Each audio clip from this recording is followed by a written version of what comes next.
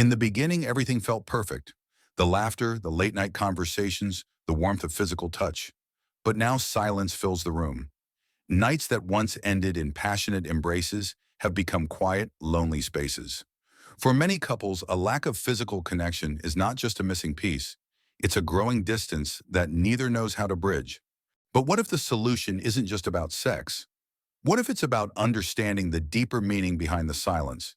The importance of sex in a relationship. Sex isn't just a physical act. It's a language. A way we say, I see you, I accept you, I love you. It's a moment of vulnerability where we let down our defenses and allow ourselves to be seen fully and completely.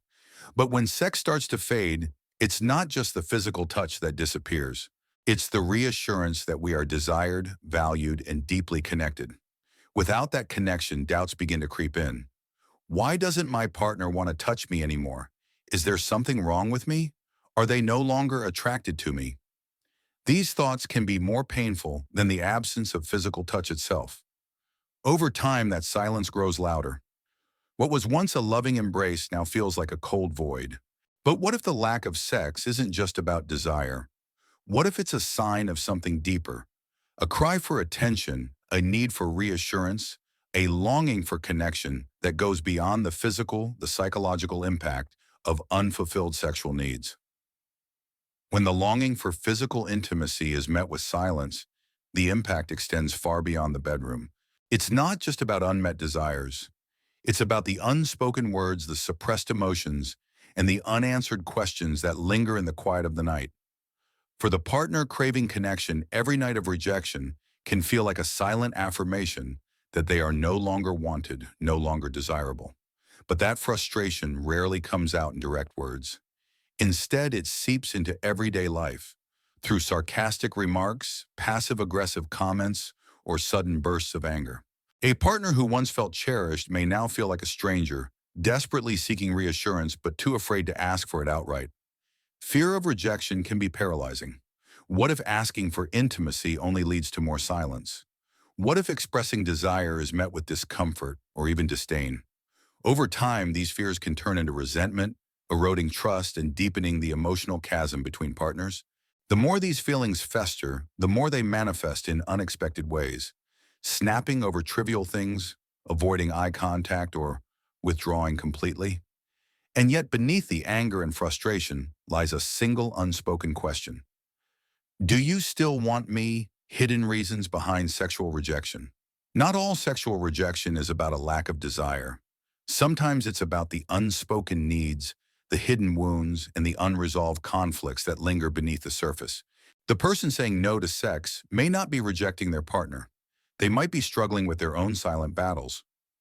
Stress, financial pressure, and unresolved emotional pain can drain the energy for intimacy. The mind is preoccupied, the body is tense, and the idea of physical closeness feels like another demand. One more thing they can't handle right now. Unresolved conflicts can also become invisible barriers. The sting of harsh words, the weight of unaddressed resentment, these can transform a once passionate connection into a tense, emotionally distant space. When emotional wounds go untreated, physical affection can feel forced, insincere, or even unwanted. For some, the reasons for sexual rejection go deeper than stress or conflict. There may be unspoken desires or unfulfilled fantasies, things they feel too ashamed or embarrassed to express. They may think, what if I say what I really want and they judge me? What if my needs are too different, too strange, too much? And so the silence grows louder, the distance wider. Sexual rejection isn't always about disinterest or lack of attraction. Often it's a cry for understanding, a plea to be seen, heard, and accepted, not just physically, but emotionally. The first step toward healing is recognizing that beneath the silence, there's always a story waiting to be told. Rebuilding connection through honest communication. Every relationship faces moments of disconnect, but the path to reconnection begins with honest, compassionate communication. Silence may feel safer, but unspoken words only deepen the divide. The first step to rebuilding intimacy is to acknowledge the distance, not with blame, but with openness. Sometimes it's easier to write than to speak. Take a moment to put your feelings into words.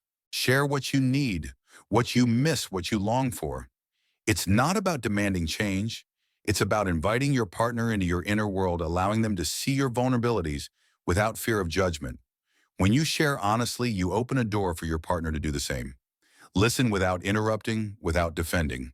Ask questions not to challenge, but to understand. Reconnection isn't about solving every problem at once. It's about creating a space where both partners feel safe to express, to hear, and to be heard. Small acts, big impact. Rebuilding connection doesn't always require grand gestures. Sometimes it's the smallest acts that make the biggest impact. A gentle touch, a lingering gaze, a sincere compliment. When physical intimacy feels too distant, start with emotional intimacy. Ask how their day was. Share a memory that made you smile. Make them feel seen, valued, desired. Every act of kindness, every moment of genuine connection is a step closer to bridging the gap. It's not about forcing affection. It's about reigniting the spark through small, consistent gestures of care. Every relationship has its seasons, moments of warmth and moments of distance. If the gap feels too wide, don't give up. Start the conversation. Write the letter. Take the first step toward reconnection. Because the strongest relationships aren't the ones without struggles. They're the ones where both partners choose to stay, to fight, to heal. If you found this video helpful, please like, share, and subscribe for more insightful content on love, relationships, and emotional well-being. Stay connected. Stay compassionate. Thank you for watching. Explore more meaningful content on our channel.